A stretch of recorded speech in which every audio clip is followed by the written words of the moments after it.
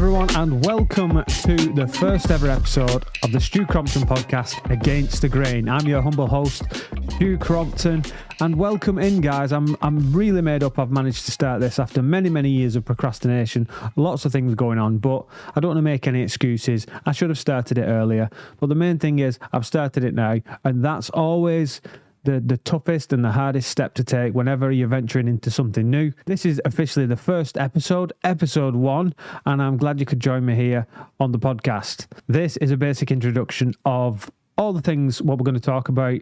Who knows where it's going to go? I don't know where it's going to go. Half of the time, I've not a clue what I'm doing. So we're just starting from zero, and we're just going to see what happens. I think I've come to a point now where I've been quiet too long, and I do enjoy making the videos, just the bricklaying videos, but I want to start having conversations. I've been educating myself over the last 3 years. Lots to talk about. We could get lots of interesting people on the show, and I think lots of people will benefit from that. I made a post yesterday telling everybody on my social medias about the podcast, so thank you very much for all your nice receptions and nice messages. And also, I'm overwhelmed with the support and also the people that have followed. I think we've managed to collectively get about 100 followers, which I'm over the moon because, you know, all the flashy followers on this internet, you don't know who they are, these people. They might not even speak English. And for 100 people to join this podcast, be interested in conversation, interested in my stuff, it's a bit overwhelming, and I'm very grateful for that. So thank you for all of you that subscribed.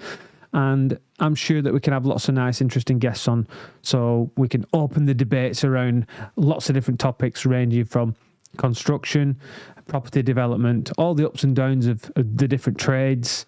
We can hopefully get different tradespeople in, perhaps a few creators on social media platforms. I want to cover topics like psychology and mental well-being. That's a deep topic. I don't want to jump on the bandwagon. You see, the reason I'm not really spoke too much in depth about mental well-being is because I'm not really qualified to. So that's why I've started the psychology degree, just to try and get underneath the skin a little bit, just to educate myself more and perhaps be a little bit more qualified to speak on these subjects. Because I think there's a lot of people out there jumping on this mental health hashtag and kind of talking about it and not really knowing what they're talking about. Now, I'm all for raising awareness about the subject to tackle stigmas and stuff, but studying this degree, and in particular the latest module, which is mental health and counselling, which is a deep, wow, it just blows everything open, really. And I'm really into the debates on mental health. Is it an illness? Should it be diagnosed as something wrong with you as a medical condition? Or is it just a part of our daily lives, like sadness and worry, just a part of being a human and just waking up every day? 3 years into it, I've got another 3 years to go. It's going to be a while before I finish, but I'm getting there, and I'm really interested in that. So I've lots to talk about psychology and people that have influenced me in that direction. So that could be a whole lot of debates. Also, want to talk about property development. That's something I'm focused on right now. I've made lots of contacts and I'm networking with lots of people. I've got a networking event on Saturday, which is tomorrow. That's with the East Anglian Property Network, and it's at Norwich Golf Club. So I'm taking my sister. We're going to have a round of golf, and it's going to be a full day of networking, speakers, and just meeting different people. So that should be great. Yeah, lots to talk about around property. I think that's one of the proven methods to create all the things you want in your life: financial freedom, more choices, and you can help more people, be more charitable, and change other people's lives and perhaps the way they think about things.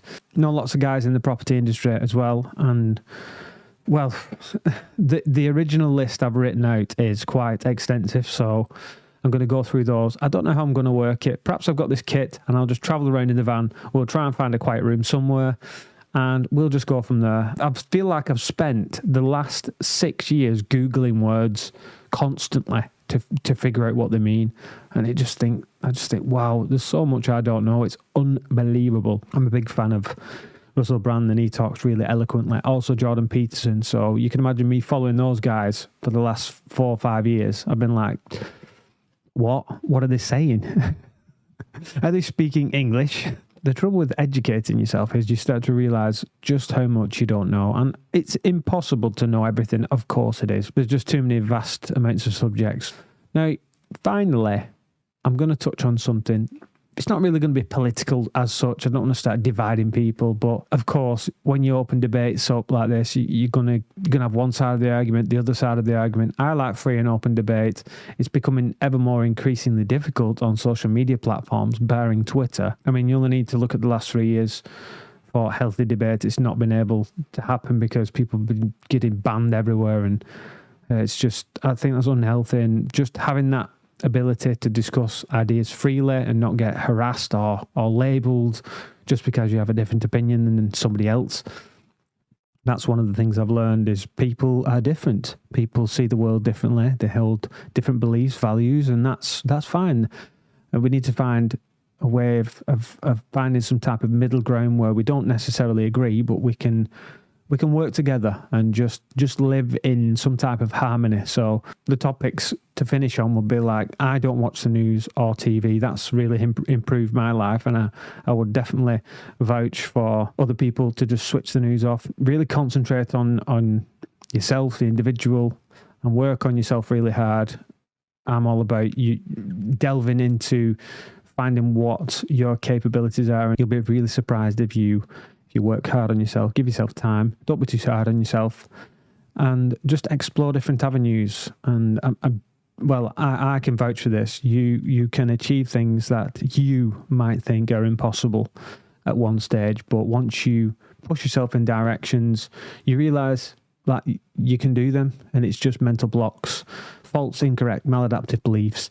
You can do the things that you didn't think were possible. As long as you're breathing, as long as you've got your health, anything's possible for you. I've got a lot to say.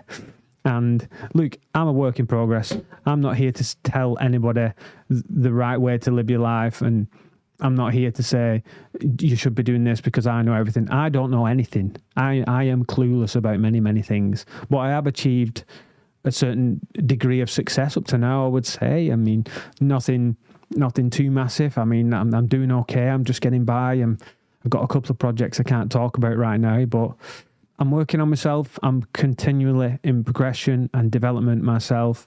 I'm not here to say I'm really good and you should all obey my demands. And I'm here to have the debate. I'm here to learn as well from the guests I have on the show. Touching on the things I've achieved, I don't want to get too hard on myself. Just because I've got a few followers on Facebook doesn't give me any priority over anybody. It doesn't make me feel like a celebrity. It's quite embarrassing, really, if people recognise me in the street. I think it can give people in the modern age a false sense of importance, a false sense of, this term influencer gets thrown around, doesn't it? It's like the goal of all the younger generation at the moment. It's like, I want to be an influencer. As soon as they get 1,000 followers, they're trying to get the brand deals and ramming brand deal videos down your mouth. It's like, it's embarrassing. It's like, it's a false sense of importance because you shouldn't get validation from the amount of followers. But unfortunately, that's what's happening in today's societies. I wanted to write a book about my own approach to modern day psychology, and I wanted to title it. It's similar to that the film Ready Player One. I wanted to call it The Modern Day Societies. We had Bowman's idea of a consumer society where we get our values and we get our worth from what we buy and what we present to each other, like the materialistic stuff and the houses and the cars and stuff, and the way we're seen by other people, and we get our sense of value from that. Now, I'm moving into something called what I think is the avatar society. So we get our sense of value from the amount of followers we have on our social media platforms, and I think that's dangerous. That really is dangerous because it's a facade, isn't it? It's not even real. So and the short videos now which have been introduced have made that more and more accessible and easy for people to get followers, to get those likes up, and that level of importance, and it's getting a bit self-righteous, and it's quite dangerous. Loads to talk about social media, how that's changed, technology, architecture. I love architecture. I'm a conscientious worker. I love people who take pride in what they do. It doesn't matter what trade you're in. I love all that good stuff. I love history. Sometimes I think I was born in the wrong century, wrong time, because I really respect bricklayers from 100 years ago who took pride in what they did. They got paid peanuts, but they really did the best job possible. I don't know where I'm going with all this. You can see I'm just dotting everywhere. I don't know what I'm saying, but I'm just speaking because that's what my brain's telling me to do, right? And I don't know where it's going to go. Anyways, I better go for the first episode. I don't know if it made any sense, but if you would like to appear on this show, I will try and arrange something with you. I'll probably bring all my kit to you. We'll find a location. If you can't make it to this little humble studio in Wigan, then I'll come to you and we'll arrange it that way. If you are interested in appearing on the show, then please drop me a message or an email at pod, that's P-O-D, at stucrompton.com. And you can message me on any social media platform. Don't forget, try and give us a follow if you can on the new platforms. It's Stu Crompton Podcast or Against the Grain. You'll find me on those. I'll try and link below. But if you can drop a link on the platforms below, I should leave a link below this video. Guys, thank you very, very much for this first ever episode of the Stu Crompton Podcast, Against the Grain. I'm off to enjoy the Masters, the first major tournament of the golf year. So if any other golfers are out there, hope you enjoy it. Great to see Tiger Woods back out there. If you have any suggestions or questions, please leave them in the comment section below. Thank you very much for listening once again. Much appreciated. I will see you in the next episode, which should be weekly. I'll try and stick to it. Thank you guys. See ya.